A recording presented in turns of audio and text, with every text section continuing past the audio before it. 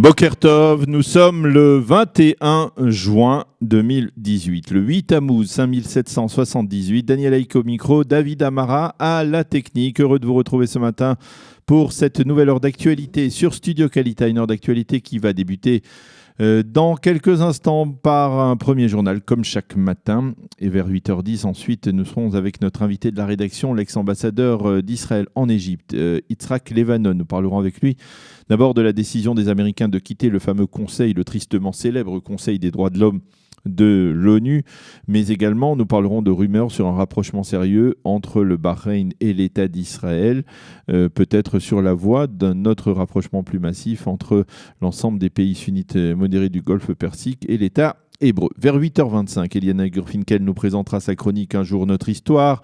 Vers 8h35, j'aurai le plaisir de vous présenter la revue de la presse et des médias israéliens.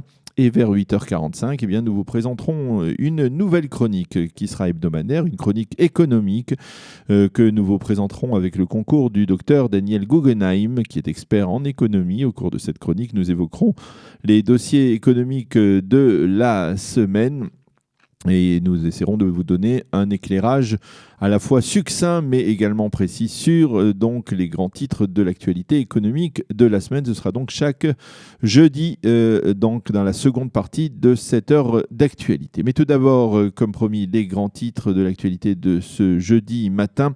La situation dans le pourtour de la bande de Gaza continue de préoccuper grandement la défense nationale, le gouvernement israélien, l'armée israélienne, et l'on peut dire que la situation reste très vive, même si la nuit dernière a été calme, sans roquettes tirées par les Palestiniens, sans raids aériens israéliens, mais au sein donc de la défense nationale, il semble de plus en plus clair que l'on s'achemine vers un nouveau round de confrontation entre Tsahal et le Hamas dans la bande de Gaza. Concrètement, sur le terrain, Tsahal a déployé plusieurs batteries de missiles antimissiles d'hommes de fer afin d'empêcher tout tir au départ de la bande de Gaza.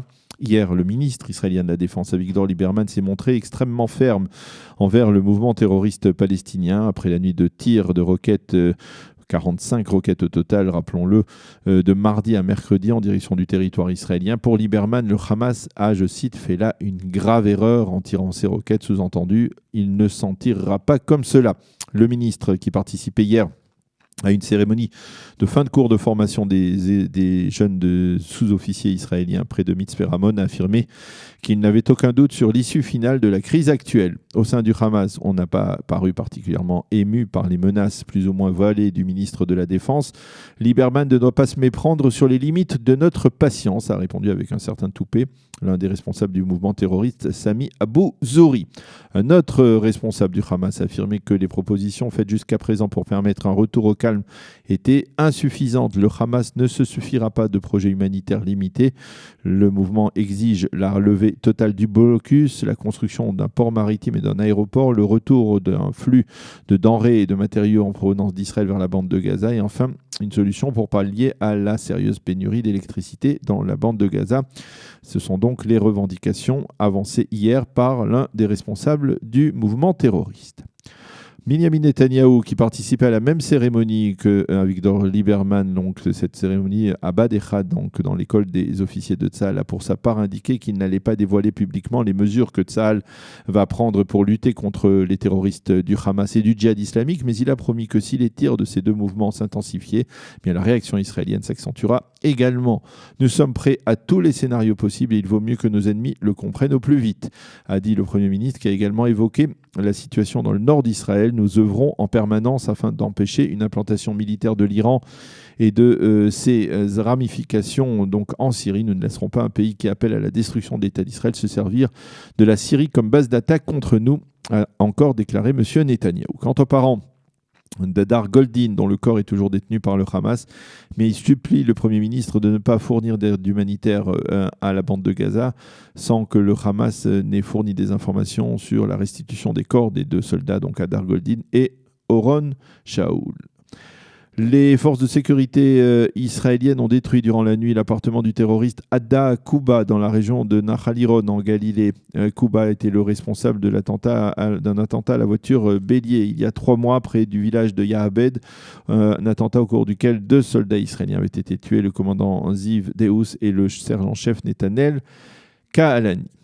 Les Israéliens se sont félicités hier de la décision des États-Unis de se retirer du Conseil des droits de l'homme de l'ONU, une décision qui est vivement critiquée dans les chancelleries occidentales, mais qui est donc saluée par l'État d'Israël en agissant de la sorte. Les États-Unis ont mis fin, je cite, à l'obsession anti-israélienne des membres de ce Conseil qui ont voté au fil des ans une cinquantaine de résolutions contre l'État d'Israël, bien plus qu'il n'en a rédigé, qu'il n'en a voté pour tous les autres pays dans le monde entier.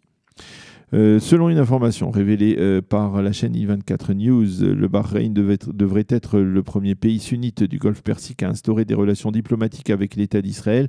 C'est l'un des officiels du royaume qui a fait cette révélation hier en précisant qu'une telle décision ne serait pas en désaccord avec les grands principes du Bahreïn. Il faut préciser que ce développement est intervenu quelques jours de la visite dans ce pays d'une délégation israélienne. Cette visite est une preuve de plus du rapprochement existant entre l'État hébreu et les pays sunnites du Golfe Persique, comme l'Arabie Saoudite et les Émirats Arabes Unis. Nous en reparlerons dans quelques instants avec notre invité, l'ancien ambassadeur d'Israël en Égypte, Yitzhak Levin. L'actuel ministre de l'Environnement et de Jérusalem, Zeev Elkin, semble avoir le vent en poupe. On sait que Elkin a posé officiellement sa candidature au poste de maire de Jérusalem, un poste qu'il espère emporté au soir des élections municipales du 30 octobre prochain. Après avoir obtenu le soutien important de l'actuel maire de la capitale Nir Barkat, qui lui ne se représente pas, Zeev Elkin a vu l'ensemble des maires et présidents des conseils locaux et régionaux de Judée et Samarie lui apporter son soutien. Nous sommes certains que Zeev Elkin préservera l'unité de Jérusalem, ont-ils déclaré ces maires-là et ces présidents de conseils régionaux dans une lettre adressée à Zeev Elkin. Zeev Elkin a remercié les maires des localités juives de Judée et Samarie pour ce soutien.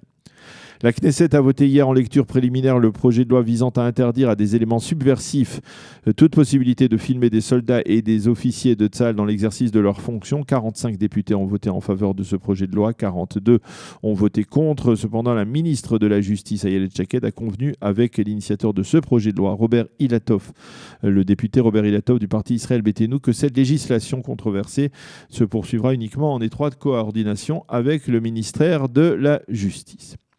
Et puis un développement important qui est intervenu durant la nuit concernant l'élection du nouveau président de l'agence juive, celui qui doit succéder à Nathan Sharansky. Binyamin Netanyahou voulait absolument que son candidat, le ministre de l'énergie Yuval Steinitz, soit désigné à ce poste, mais apparemment le conseil d'administration de l'agence juive, composé, on le sait, presque exclusivement de délégués américains, semble lui avoir préféré Yitzhak Herzog, actuel leader de l'opposition et chef du camp sioniste. 9 délégués, en effet, de ce conseil d'administration ont voté en faveur d'Herzog, un seul a voté pour Yuval Steinitz, et donc de manière de facto, on peut dire que Yitzhak Herzog est le nouveau président de l'agence juive.